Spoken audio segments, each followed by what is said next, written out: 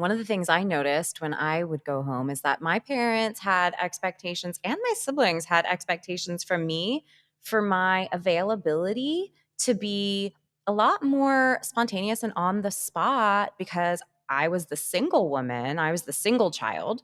My sisters had partners and kids. And so if they needed something or if, plans were made last minute, it was expected that I rearrange all of my plans to fit into their plans because hey, why not? I'm still the kid cuz I don't have kids.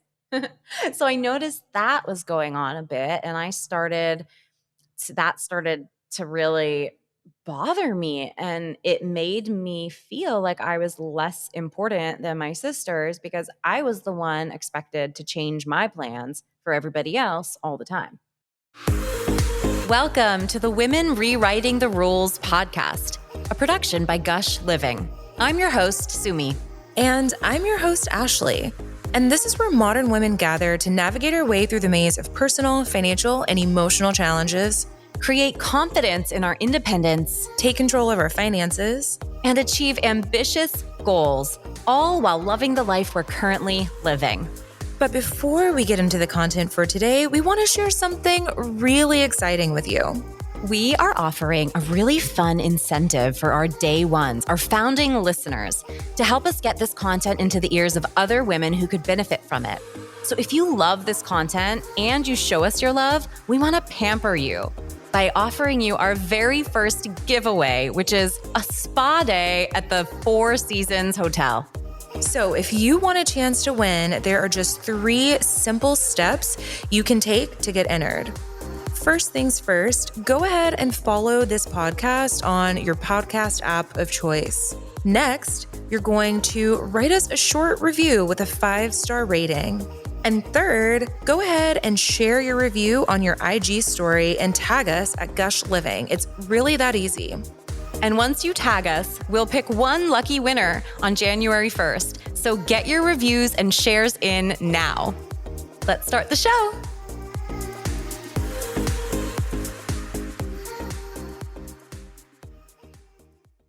All right, we got a really juicy topic for you guys today.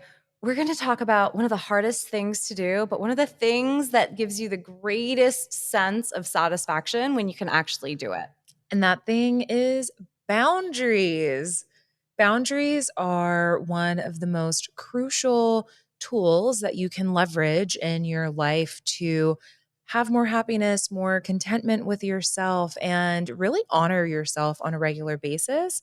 But they are also often so hard to put into place and to stick to with the relationships that you have in your life. Yeah. There's a saying from a leadership coach that I used to work with that really hit me. And it went like this. He said, "Of course, your buttons are pushed during visits with family because they're the ones who put them there." Obviously, like some of those buttons or triggers really like they start in childhood. And so there are so many times when you'll be at home for the holidays. I speak for myself, but maybe some others can relate, where you go home for the holidays and find yourself in this dynamic that you grew up with, have now moved on from because you're an adult, you're a grown person, and you just find yourself back in this situation that feels uncomfortable and feels like something that you've grown out of, but it's still there because you're with your family. And you might even see and find yourself starting to revert back to ways you used to act when you were a teenager or a preteen, and then thinking to yourself, wait, why am I reacting like this? Haven't I matured? So if you're feeling any of those things, just know that you're not alone and it's totally normal. And we're going to talk a little bit today about how to not fall back into those traps and using boundaries. We're going to talk about the types of boundaries that you can be thinking about, the tactical strategies, 3 tactical strategies to help you communicate and honor your boundaries, and then the benefits of doing that. Yes, I'm so excited to dive in. All right. So, Ashley, what do you say are the types of boundaries that there are to implement with family? All of the boundaries, every boundary. Everyone. There are so many different ways when I'm interacting with my family that I realize my boundaries are being pushed. So, you have to consider what is the dynamic of your family when you're there, when you're not there. There's a really interesting concept around boundary ambiguity that creates stress and tension in families when there's just a little bit of confusion or muddiness in who is actually included in that expected family dynamic. And when you're not 100% for sure because you've grown up, you don't live with your parents anymore, you're an adult of your own right, it can sometimes be confusing to understand, do I abide by these rules and have my own boundaries as an individual? Or when I'm with my family, am I supposed to fall back Mhm. into this expected set of boundaries And that, way of being and acting. yes, that they would expect from me? Mhm. And what I've found for myself and also friends, when you go home, you're always going to be your parents' child. It doesn't matter if Mhm. you're 10 or 50. 50. Yeah, you're still your parents' child. And so while they can recognize that you've grown up and you're your own person, there will still typically be this tendency for them to put you back into the role of being a kid and being coddled, or maybe being someone that they need to take care of when at this point you're fully capable of taking care of yourself. Yeah. One of the things I noticed when I would go home is that my parents had expectations and my siblings had expectations from me for my availability to be a lot more spontaneous and on the spot because I was the single woman, I was the single child. My sisters had partners and kids. And so if they needed something or if, plans were made last minute, it was expected that I rearrange all of my plans to fit into their plans because hey, why not? I'm still the kid cuz I don't have kids. So I noticed that was going on a bit and that started to really bother me and it made me feel like I was less important than my sisters because I was the one expected to change my plans for everybody else all the time. Yeah, I can kind of relate to that from a different angle and different perspectives. So, I grew up as an only child. I have a half brother, but in the household growing up, I was the only child. And so now for me, when I go home for the holidays, there's this expectation that the entire time that I'm there is a big vacation, when the reality is I'm a working adult. I have things that I need to do, clients I need to respond to, meetings that have to take place. And I've found that a lot of times my family is so happy for me to be home, which I love and I'm really grateful for. But sometimes being in that family environment, also my schedule doesn't belong to me and there are Yeah. expectations on how I should be spending my time, what I should be available for, when I should be available, and having to set firm boundaries in the fact that no, like I can't just drop everything that I'm doing today to go shopping or to help you move a table, which maybe it's just me, but every time I go home, there's a piece of furniture that needs to be moved. You Oh, know, that's funny. My mom is also the queen of rearranging the house, but she does it all herself. I don't know how. oh, that she sounds like a strong woman. She's a strong woman. She never works out. I don't know how she does it. Furniture movers. Um, but yeah, realizing that I'm going to need time to myself when I am at home and not always feeling like that's respected. Yeah. Well, I look at boundaries and I think you're right. Like boundaries come in all types. You've got boundaries around people's expectations from you, right? Expectations from of your presence, of your mood, of what clothes you might have to wear, of your availability, of what kind of conversations you're going to have, or anything else. There's boundaries that you could set around what activities you're willing to do with others or with whomever.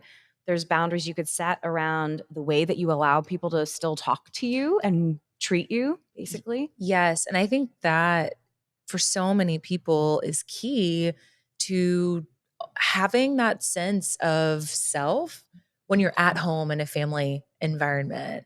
Are you still feeling respected and still feeling like you're being spoken to in a way that makes you feel like a respected part of the family unit versus someone who's here for a temporary visit and maybe Can be pushed is, around a bit. yeah. Mm. Yeah, you can set boundaries around how your time is spent, like we've been talking about. You can even set boundaries around the questions people feel the right to ask you. When are you going to have some grandbabies for us? Right. Why are you still single? You do not have to answer those questions if you don't want to. You absolutely don't.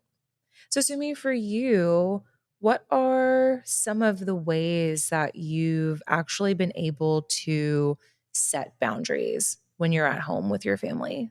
Yeah. So I think the biggest strategy that I would offer around this topic is getting clear on what you want. I think, as women, we never ask ourselves that question like, what do I want? And if, for example, you're traveling home for the holidays, get clear on what you want that trip to look like ahead of time.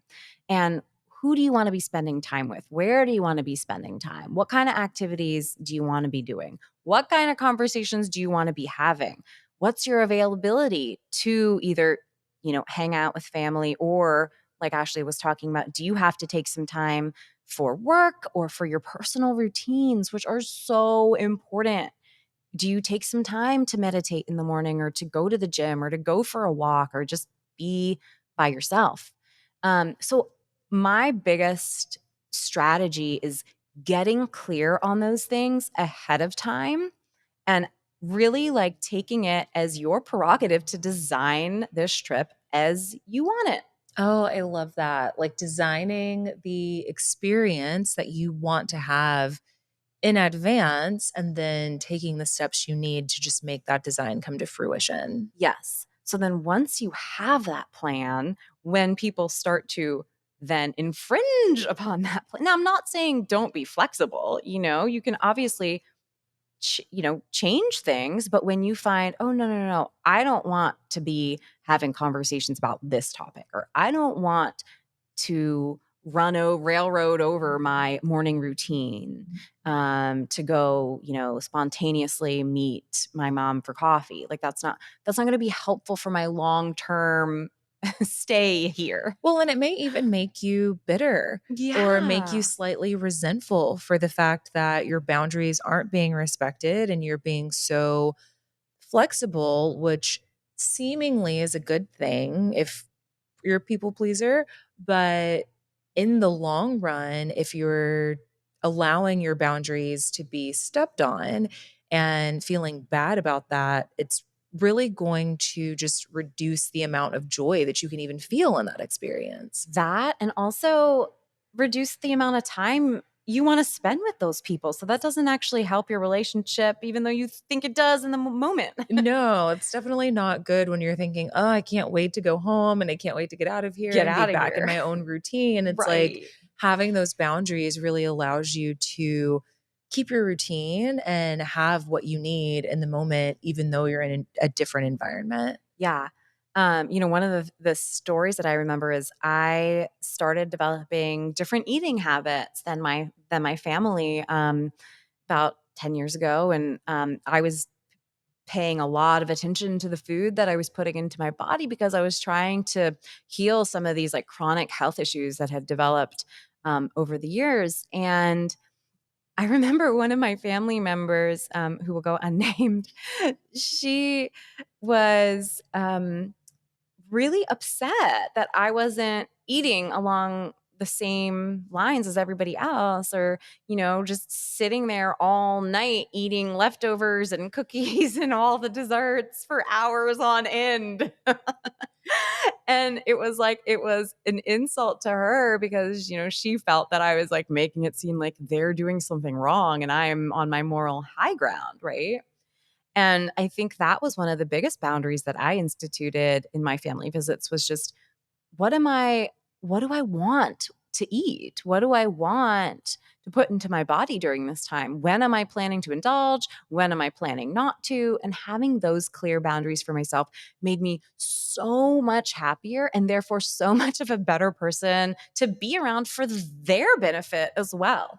Yeah, well, and I think too sometimes the you have to be aware that the boundaries that you set may be counter to the expectations for your family and the people that you're spending time with. Like when you were talking about food, it made me think around trying to set similar boundaries in, when I'm home and how I eat. And in my family, food is love. And so Food is their love. food, oh Okay. yeah, food, like food is love. The Yeah. preparation that went into it Mhm. is love. The Exactly. consuming of it is love, Yeah. and the telling the person who made it how wonderful and amazing it is and how happy it makes Right. And you. if you only eat 2 bites, it's like such an insult, feels like Yeah, to it's them. it's definitely something that can cause a rift.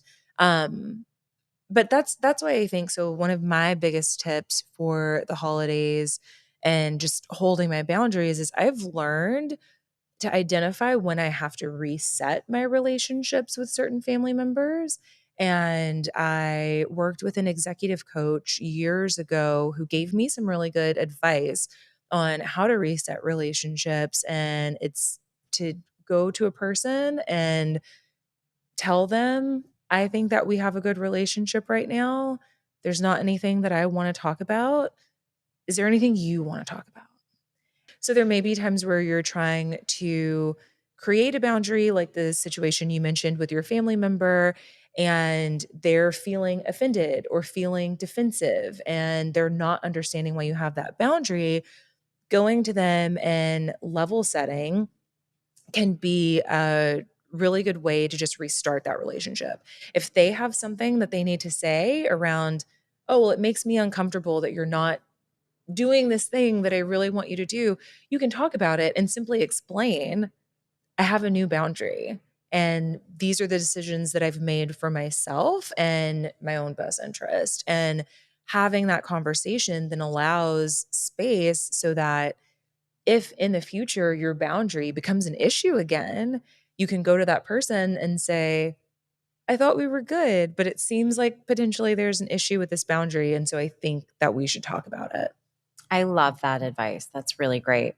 Now, I want to know what you do if those conversations don't go so well, or if you sort of start getting into what feels like, I don't know, a fight, or people start, making comments that are going back and forth. What are some of your tips around having a conversation that doesn't lead to a blow up? Yeah. So I think the biggest thing that anyone can keep in mind with that is just having empathy and understanding that we're all on this planet. And just because you grew up in the same household as someone, you still have your own unique set of life experiences. You still have your own custom lens that you're viewing life through. And so just knowing and understanding that you may not be on the same page, that doesn't reduce the amount of love that's there between you and your family member. And so having some empathy for them and their situation and where they're coming from, I think if you can lead with that as your foundation, really makes it easy to have uncomfortable conversations. Not super easy, but easier to have uncomfortable conversations and not be quite so attached to how the conversations end up.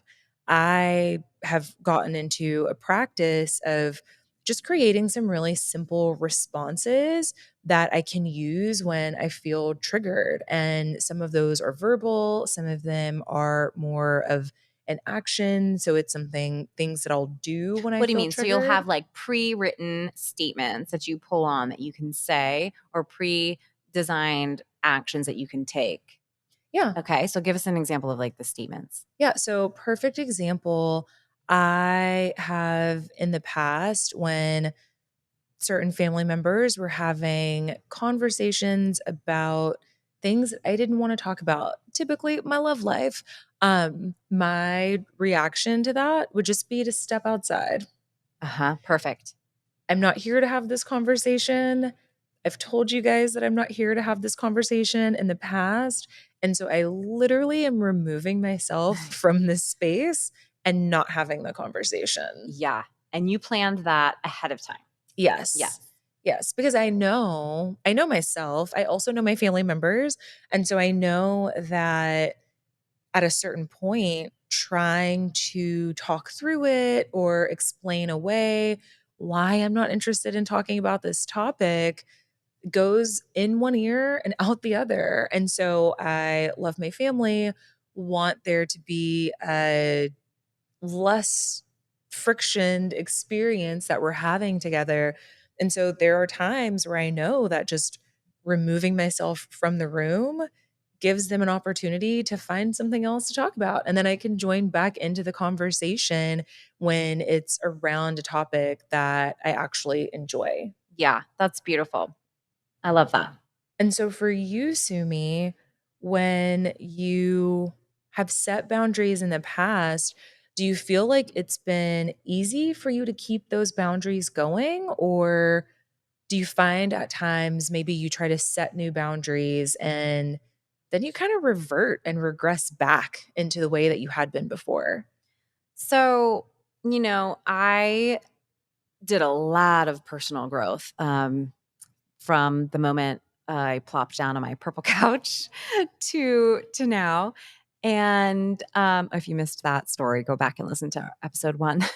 But during that time of really delving into my own triggers and my own patterns and blind spots, I realized that I was trying to set boundaries with people without actually understanding that it's not like a one and done type of thing. You don't usually have the experience where you say something once or you express your needs once and then everybody gets it immediately and they cheers and move on. But wouldn't it be amazing if that's how it It would be works? so amazing. And so I think I would, like a long time ago, I would retreat and be like, well, it was too much effort to try to keep instituting my boundaries because I didn't know that that's part of the Oh, process. yeah. So my expectations were just way off from reality. So that is, something that I wanted to offer in this conversation is that keep going. Like, don't expect that you say something once and it's going to be received or received well. And what I mean by that is the person you're communicating to might not even understand what you're saying because it's so opposite to the way that they're normally used to thinking. So they might not even they might not even understand your boundary or understand your request, right? Depending on what it is. And so that's what I mean by it not being received. And then and then it definitely may not be received well. So even if they understand it, they may not like it. And so, having the emotional capacity to sit with their reaction and not react on your end would be something that, which I like what you said. You said something around not being so concerned about how the conversation goes, but just being concerned about having it, right? So you're not so concerned about getting the result right away, but you're kind of starting the process. Absolutely. So when you've been in some of those situations where you've tried to set a boundary, maybe people didn't like it, and so they wanted to push back and almost kind of, I think it's very unintentional, but it's like wearing someone down and getting Yeah, or they them, just don't get it. yeah, getting Yeah. them back to the place, getting you back to the place where they can feel comfortable with how things have always been, despite the fact that you're trying to do something different. Are there any things that you would suggest that can be done in that staying steadfast and keeping going and being persistent? And the fact that you're setting this new boundary and you really want it to stick. Yeah, I mean, I would say literally like take a moment, go to your room and pull up the design that you had made for how you wanted this time to go and look at, all right, do you want to get railroaded and end up like spending 6 hours every evening eating cookies or not? And if that's not part of your plan, then remind yourself why it's important to you, right? Because it's easy to go along with familial patterns if we forget what we're creating in our own lives and then why that's so important to us. So just take a moment. Like what really helps me is taking a moment to ground myself. I really like look at, okay, what am I creating in my life? Now it's more second nature for me. So I don't literally have to go pull up my piece of paper, but if it's something that you're working on, it's about coming back to why this is important to you, what you're creating for yourself in your own life, and then reminding yourself, this is par for the course. They're not supposed to get it right now. So cool. Everything's cool. Nothing's wrong. Nothing's wrong. Yeah, I think that key point of alignment and just making sure that the boundaries that you're setting and the family structure that you're allowing yourself to operate in is actually truly aligned with what makes the most sense for you and what's going to bring you the most joy and allow you to create that space to spend time with your loved ones, be with your family, and feel whole and complete as an individual so that you don't end up in that space where you want to leave early or not be there.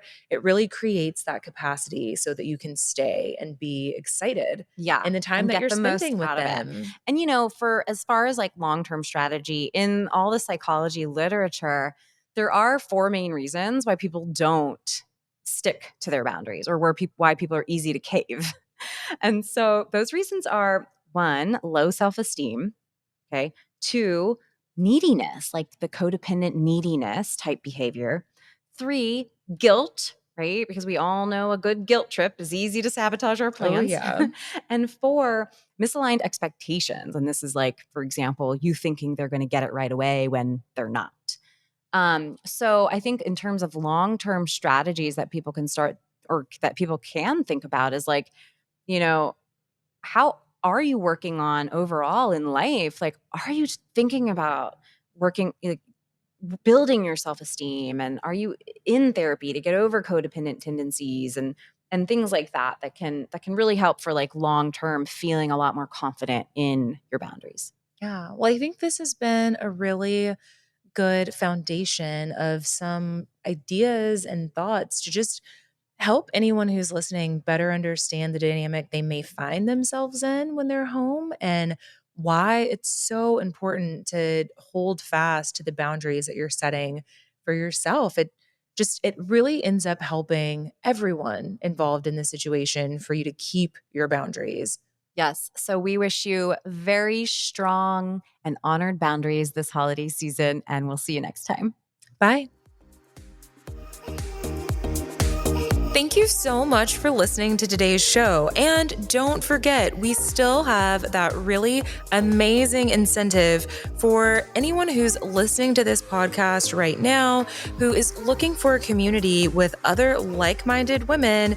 We want to pamper you. And that's why you have an opportunity to win a spa day at the Four Seasons. So, how do you get entered in? 3 easy steps. First, make sure you're following this podcast on your podcast app. Press that little follow button. Then write us a short review with a 5-star rating. It really helps get the word out to other women who need this content.